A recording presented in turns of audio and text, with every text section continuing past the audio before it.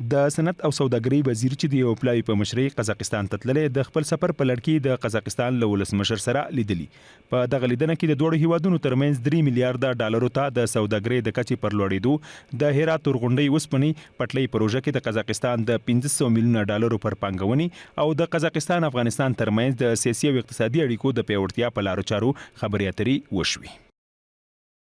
آقای الحاج عزیزی از سرمایه گذاری 500 میلیونی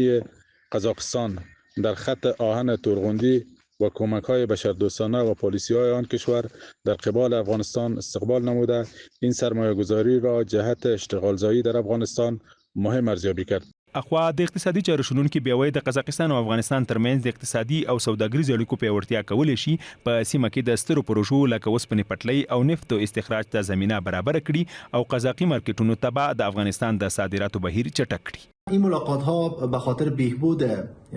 و تطبیق پروژه های بزرگ ملی مثل خط آهن، بخش های مواد نفتی و همچنان ایجاد فرصت های بازاریابی برای محصولات افغانستان در بازارهای قزاقستان و بر علاوه از او تعامل و واردات بعض موادی که از طریق قزاقستان به افغانستان وارد میشه میتونه یک فرصت خوب برای سرمایه گذاران افغانستان در بخش‌های تجارت، در بخش‌های سرمایه‌گذاری و بالاخره میتونه بر بهبود